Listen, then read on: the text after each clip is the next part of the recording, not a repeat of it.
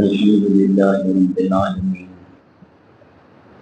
والصلاة والسلام على رسوله سيد المرسلين وعلى آله وصحبه أجمعين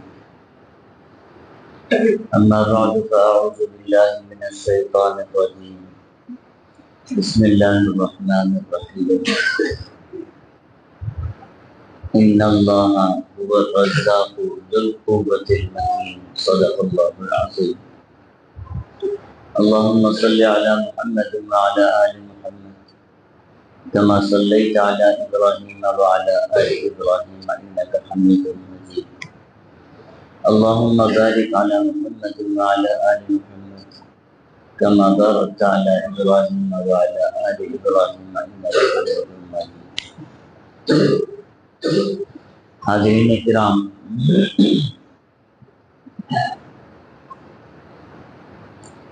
اللہ سبحانہ و تعالیٰ کی ذات بے انتہا رحیم و کریم ذات ہے۔ دنیا کا بڑے سے بڑا آدمی مانگنے والوں کو دیکھتا ہے تو ان سے کترانے لگتا ہے، منہ موڑ لیتا ہے۔ اللہ تعالیٰ کی ذات وہ ہے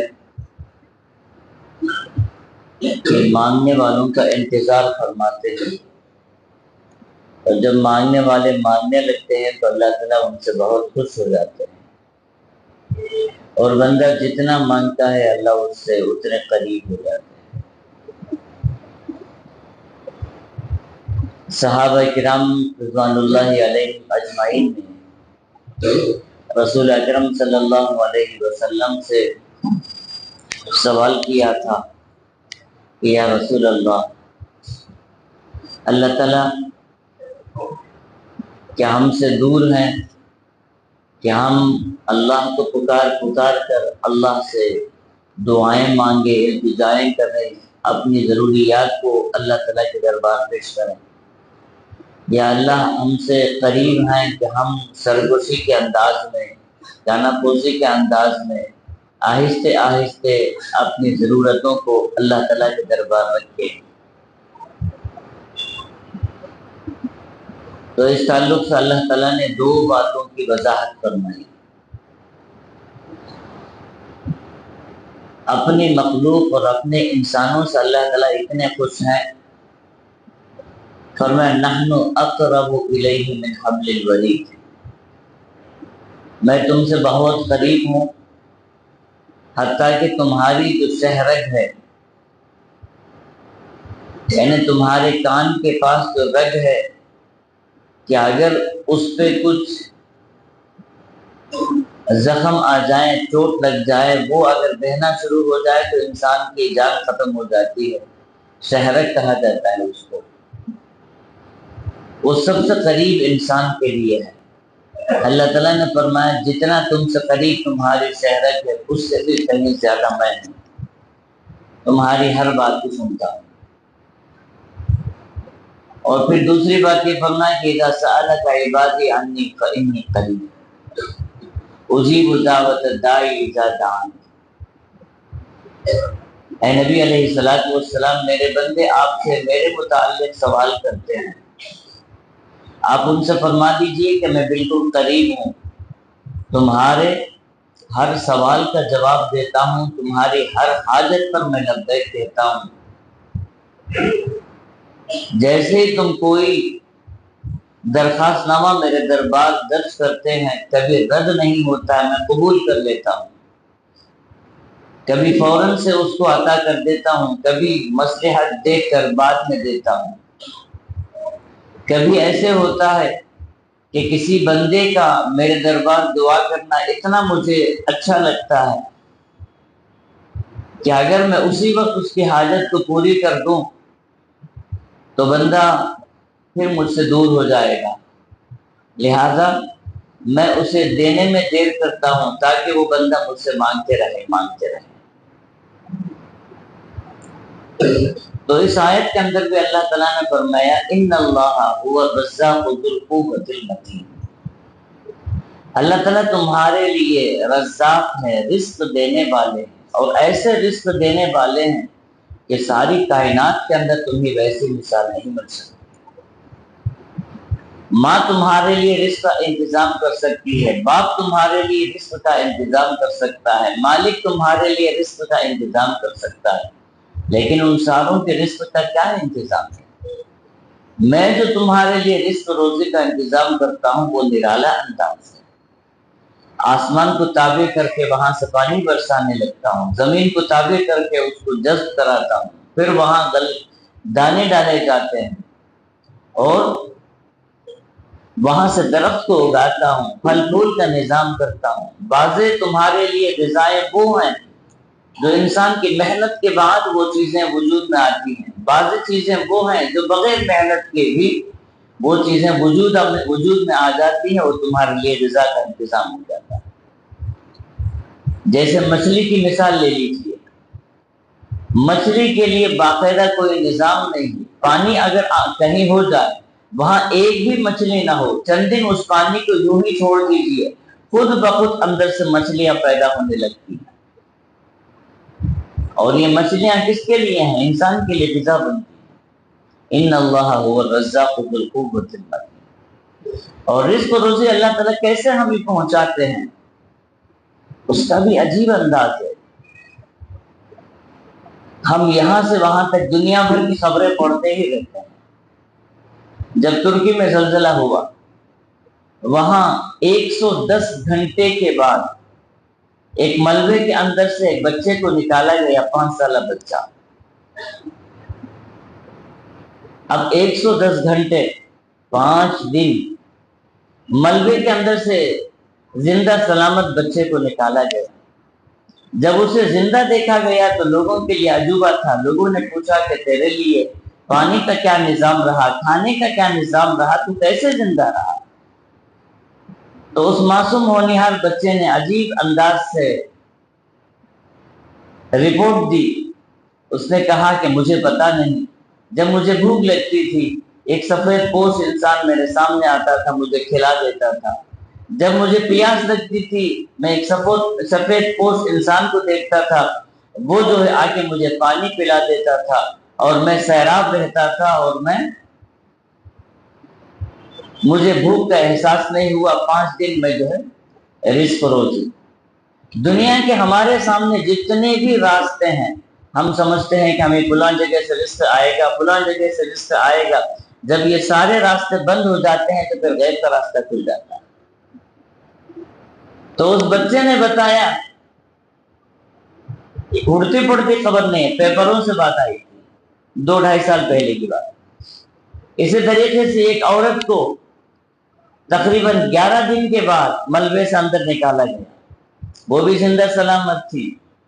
اس سے پوچھا گیا کہ تم کیسے زندہ رہی؟ تو اس نے کہا کہ میرا ایمان مضبوط ہو گیا، اللہ اگر چاہیں تو ہمیں بغیر کھانے پینے کے بھی زندہ رکھ سکتے ہیں۔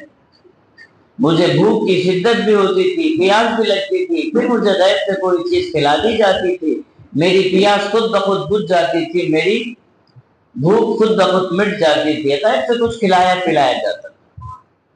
اللہ تعالیٰ یہی تو فرماتے ہیں ان اللہ هو الرزاق ذو القوۃ المتین۔ سورہ کہف دیکھ لیجیے، سورہ کہف کے اندر اللہ تعالیٰ نے فرمایا وَلَبِثُوا فِي كَهْفِهِمْ 300 سِنِينَ وَازْدَادُوا 9۔ اس کے اندر کتنے سبق ہیں۔ اللہ تعالیٰ نے بعض مومن بندوں کا واقعہ سناتے ہوئے فرمایا کہ وہ مومن بندے جو تھے، 3 تھے، 5 تھے، 7 تھے، جتنے بھی تھے، ان بندوں کو غار میں سلا دیا گیا۔ اور پھر اللہ تعالیٰ نے فرمایا وَلَبِثُوا فِي كَهْفِهِمْ، وہ غار کے اندر 300 سال سوتے رہے۔ اور یہاں ایک بات فرمایا وَازْدَادُوا 9۔ اللہ تعالیٰ نے بولنے کا انداز ہی عجیب رکھا، یہ نہیں فرمایا کہ 309 سال انہیں سلایا، بلکہ فرمایا 300 سال سلایا اور پھر اس پہ 9 سال زیادہ بھی کر دیے۔ تو مفسرین کرام فرماتے ہیں اللہ تعالیٰ نے 9 کا جو ذکر الگ سے فرمایا، اس کا یہ مطلب ہے سورج کے حساب سے، شمسی حساب سے، انگریزی حساب سے جو 300 سال بنتے ہیں، چاند کے حساب سے 9 سال زیادہ ہو جاتے ہیں۔ تو اللہ تعالیٰ نے اپنی مخلوقات میں سے چاند کا بھی یہاں ذکر کر دیا، سورج کا بھی ذکر کر دیا کہ میرے بندوں کو میں سلایا ہوں، تو چاند کو تابع کرو تو 309 سال بنتے ہیں، سورج کو تابع کرو تو صرف 300 سال بنتے ہیں۔ 300 سال کوئی بندہ سوتے رہے، اور جب وہ اٹھے ہیں تو حق سبحانہ و تعالیٰ کا کمال دیکھیے، اللہ کی قدرت دیکھیے کہ مثال کے طور پر ان کی عمر 50 سال کی تھی، 300 سال سونے کے بعد جب اٹھے ہیں تو ان کی عمر 50 سال ہی ہے۔ دنیا میں عدل بدل ہو گیا، سب کچھ ہوا، لیکن اندر سونے والوں کی عمریں یوں ہی باقی رہی۔ کیسے؟ اس لیے کہ 300 سال اگر عمر ان کی بڑھ جاتی تو ان کی حیت کیسی ہو جاتی۔ ان کی جیسی حیت تھی، جیسے بندہ رات میں سوتے وقت جیسا تھا ویسے صبح اٹھا تو ویسے ہی رہتا۔ آپس میں وہ اٹھنے کے بعد گفتگو کرنے لگے، ہم کتنی دیر سوئے، آدھا دن سوئے ہیں یا پورا دن سو گئے، ہمیں پتہ نہیں لگ رہا۔ مطلب یہ ہے کہ ان کی جیسی حیت تھی ویسے ہی باقی ہے۔ تو مفسرین کرام نے اس سے یہ بھی فرمایا کہ حق سبحانہ و تعالیٰ چاہیں تو ہی سورج بھی اثر کرتی ہے، رات اور دن اثر کر کے ہمارے اندر تبدیلی بھی آتی ہے، عمریں بڑھتی گھٹتی ہیں، بڑھاپا آتا ہے، یہ سارے چیزیں کیسے؟ یہی تو ہے نا، رات دن کے کھیل سے 1 سال مکمل ہوا تو ہماری 1 سال عمر بڑھ گئی، 2 سال عمر بڑھ گئی، یہاں تک کہ 50 60 70 سال ہو گئے، بوڑھے ہو گئے۔ لیکن یہ ساری چیزیں کب؟ جب اللہ چاہیں، جب اللہ نہ چاہیں، سلانا چاہیں تو وہ سو گئے۔ 300 سال سونے کے بعد بھی اللہ سبحانہ و تعالیٰ ان کے لیے غیب سے رزق و روزی دے رہے ہیں، اور وہ اندر زندہ سلامتی ہے، اور اٹھے ہیں تو وہ کنفیوز ہیں کہ ہم آدھا دن سوئے تھے 1 دن سوئے، کیوں؟ جیسے سوئے ویسے ہی ہے۔ اور کوئی بندہ سوتا ہے ایک لمبی نیند سو جانے کے بعد، کوئی بیمار اگر ایسے ایک ہی کروٹ میں چند دن پڑ جائے تو اس کی کیا حالت ہو جاتی ہے۔ قرآن کریم کہتا ہے نقلبہم ذات الیمین و ذات الشمال، وہ تو عدل بدل نہیں ہو سکتے تھے، گہری نیند تھی ان کی، کبھی ہم ان کو سیدھے طرف پلٹا دیتے تھے، کبھی ان کو بائیں طرف پلٹاتے تھے، اس طریقے سے ان کا سلانے کا نظام بھی ہمارا تھا۔ تو حق سبحانہ و تعالیٰ نے فرمایا ان اللہ هو الرزاق ذو القوۃ المتین، اللہ تعالیٰ کی ذات جو ہے رزق و روزی دینے کے ایک نرالی شان ہے، اس شان والے سے ہم مانگنا چاہیے، اپنی ہر ضرورت کو اللہ تعالیٰ کے سامنے رکھنی چاہیے۔ آج تو ہمارا حال یہ ہے کہ ہم دعاؤں سے کتراتے ہیں۔ حق سبحانہ و تعالیٰ ہم سے فرما رہے ہیں کہ میں تم سے قریب ہوں، تمہارے مانگنے پر میں خوش ہو جاتا ہوں، جیسے تم بلاتے ہو میں فوراً لبیک کہتا ہوں، حاضر ہو جاتا ہوں۔ یہ ساری چیزیں محبت ادھر سے پہم ہے، اور ہماری طرف سے پوری دوری ہے۔ ہم مانگنے میں کتراتے ہیں، مانگنے میں شرماتے ہیں، یہاں تک کہ ہاتھ اٹھانے میں ہمارے لیے غفلت ہے، سستی ہے۔ مانگنا بہت چاہیے، اللہ تعالیٰ سے مانگنا چاہیے، کیونکہ دنیا والوں سے تو ہم مانگ کر ذلت و خواری، رسوائی، یہ سب کچھ برداشت کر چکے ہیں۔ اگر مانگنے کے بعد بھی عزت ہے تو وہ ذات ہے، اس سے مانگنا چاہیے، اور وہ جب دینے پر آ جائے تو روکنے والا کوئی نہیں ہے، جب روکنے پر آ جائے تو دلوانے والا کوئی نہیں۔ حدیث پاک میں فرمایا گیا لا مانع لما اعطیت، اللہ تعالیٰ دینے پر آ جائے تو روکنے والا کوئی نہیں ہے، اللہ کیسے بھی اس کو رزق و روزی عطا فرما دے گا، ولا معطی لما منعت، اور اللہ تعالیٰ کی ذات وہ ہے کہ وہ دینے پر آ جائیں تو روکنے والا کوئی نہیں، روکنے پر کسی پر رزق بند کر دیں تو ساری کائنات مل کر اس کو کچھ دے نہیں سکتی۔ ویسے قادر ذات ہے، اور جو دن آ رہے ہیں وہ بہترین دن ہیں، ان دنوں میں ہم سب سے پہلے اپنے گناہوں کی معافی صفائی کریں، ہر وقت استغفار سے رب اغفر لی وارحمنی سے استغفار کے ذریعے مانگتے رہے اللہ سے، اور اللہ سے مانگے کہ یا اللہ ہمیں حلال روزی عطا فرما دیجیے، اور حلال روزی اتنی عطا فرما دیجیے کہ ہماری نگاہ کبھی حرام کی طرف نہ جائے۔ یہ ہمیشہ دعا مانگتے رہیں۔ اللہ تعالیٰ سے دعا ہے کہ نیک توفیق عطا فرمائے۔ وآخر دعوانا